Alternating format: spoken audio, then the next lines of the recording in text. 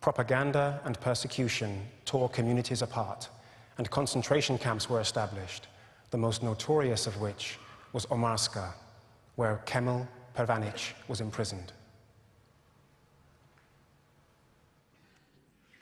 I was born in a small Muslim village in Bosnia, and I really had a carefree life. Just played in the fields in the village, so it was a really, really nice childhood. This is the photograph of my class. This is Milojica, my Serb neighbor. He was a policeman after we finished school, and when I was in camp, he was one of my guards. The picture is a mixture of Muslim and Serb students, you know. If you look at the picture, we all look the same. In the time it took Kemal to finish school, Yugoslavia had disintegrated into civil war.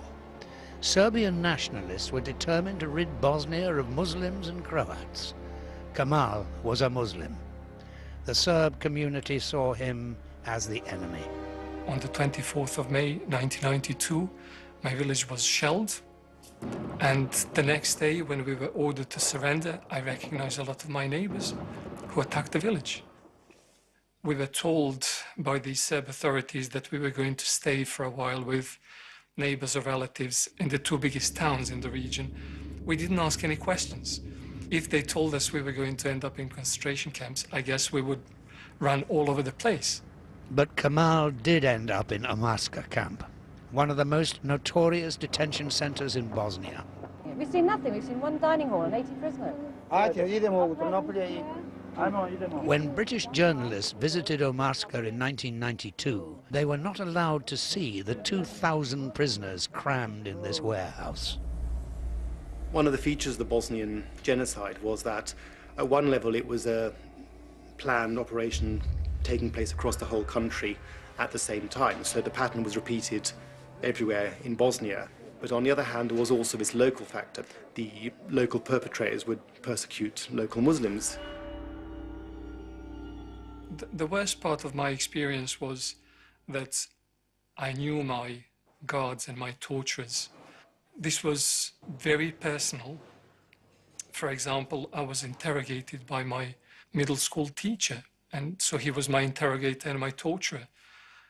Most of the guards were coming up with new ways of humiliating and torturing people.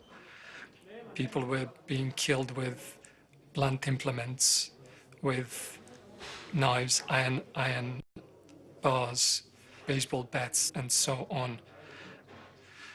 Any Serb could enter the camp and do to us whatever they liked. So there was one occasion when a group of local Serbs came to the camp, and one of my neighbors, called Emin, was, among other things, forced to mutilate with his teeth one of the guys.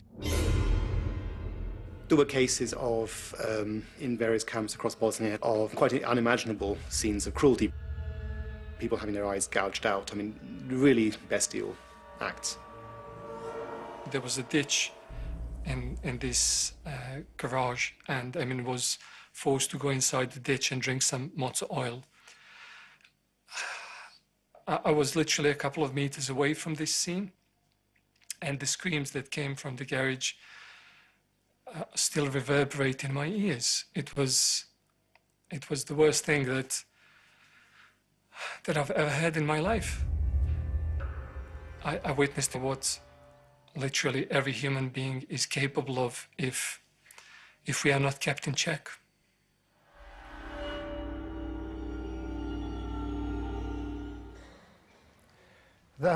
From Gina Turgel, who was born in Poland, was thrown into the ghetto and then into concentration camps. From Auschwitz, she was sent to Buchenwald and finally to Bergen-Belsen. My story is the story of one survivor. It's also a story of 6 million others cannot tell.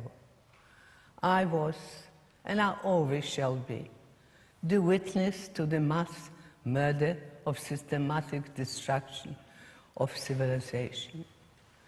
Maybe that's why I was spared, so my testimony will serve as a memorial, like the candle that I light, to the men, women and children have no voice.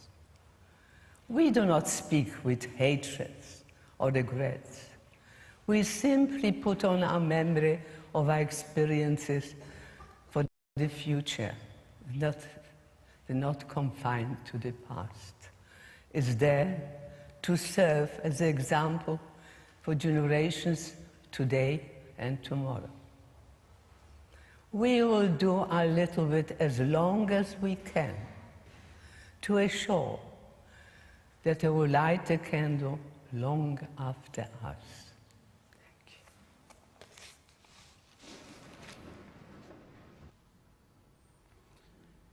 In the gallery, 70 young people holding 70 candles to commemorate the 70th anniversary of the liberation of Auschwitz.